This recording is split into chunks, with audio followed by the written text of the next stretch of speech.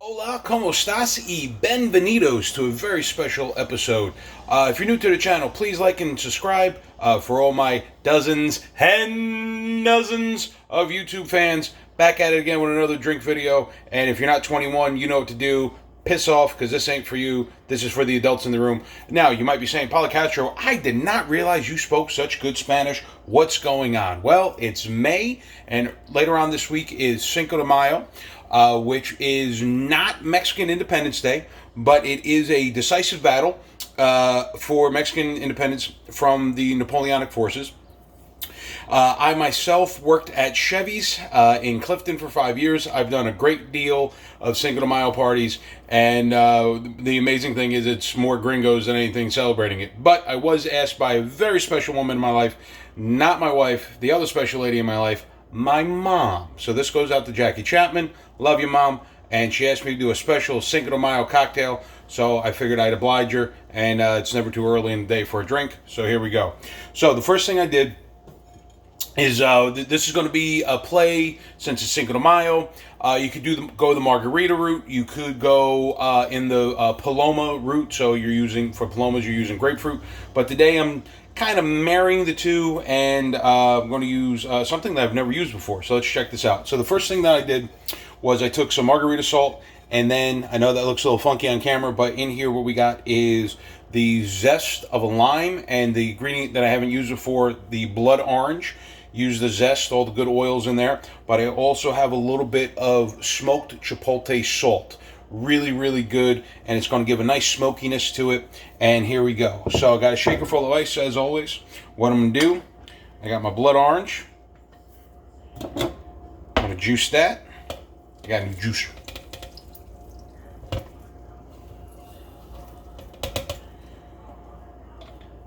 So one blood orange, that's one half. And then another half, and you can see why they call it blood orange. I don't know if this stuff stains clothing, that's why I'm back in black. Alright. So we got that in there. Now, one whole lime. Margaritas are versatile. I mean, once you get the basics down, or even with a Paloma, once you get the basics down, you can start adding different fruits. If you want to get into muddling, which we're actually going to kind of play with here, I want to save that lime wedge because I want to rim my glass. You could add Midori liqueur, you could use Chambord, you could use blue Siricao if you want. You could even play around with different food dyes to get different desired effects. So I'm going to wipe my hand, rim glass. Okay. Then we get all that goodness. A nice kind of, it's going to be a little salty, a little smoky, a little zesty from the two different the two fruits. I want to ice up the glass.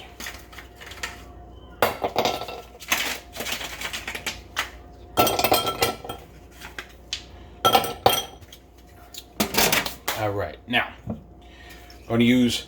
I got this bottle of monkey piss. Some guy named The Rock put out a tequila. Still waiting to hear back from him because I called him out a couple of times because he doesn't know the difference between fresh juice and something that comes out of a bottle. But I understand. It's okay. But this tequila, in all honesty, it's okay. So I'm going with a reposado, which means it's been rested. So remember with tequila, it's always you have blanco, reposado, and añejo. Forgive me if my Spanish is a little off my, it's been a long day. But blanco means it's come right off the still, there's no color. Reposado means it's been rested anywhere 3 to 6 months up into a year. And what's going to happen is it's going to be in the wood barrels, typically oak. It's going to pick up the nice caramel color, as you can see. And then what's also going to do, it's going to mellow itself out a little bit. Actually, it's been a long day. Give myself a little more.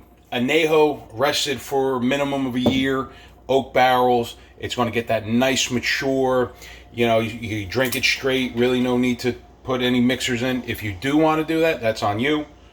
Okay, now we get some Cointreau. Okay, if you got Grand Marnier, use Grand Marnier. If you want to use triple sec, use triple sec. All right, now, almost forgot. just to kind of make things a little spicy. A little bit of jalapeno.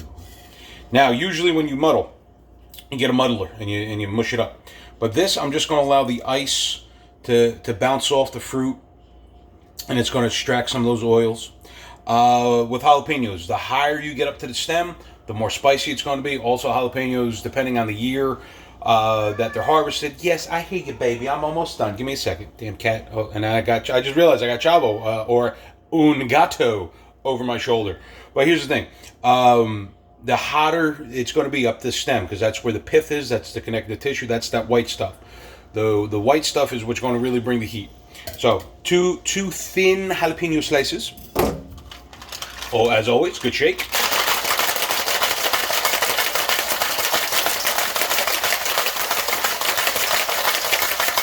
Now I'm going to shake this one a little bit longer because I want the ice to bounce off the jalapeno, break down, extract some of those juices. All right. So now, glass, and some fresh ice.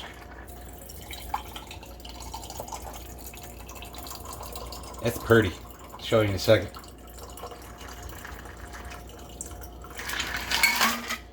Now, this is from using the blood orange juice. It's a pretty color. And just to round things out, I'm going to use a good old-fashioned ginger beer.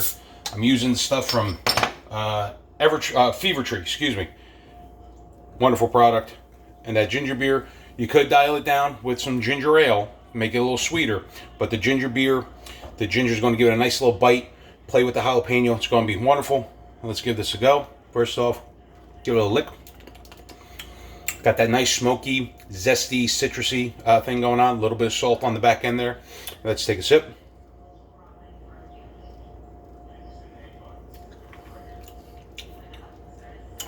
Ooh, delicious. Going to get you where you got to go. Cool, refreshing, a little bit of heat in the background.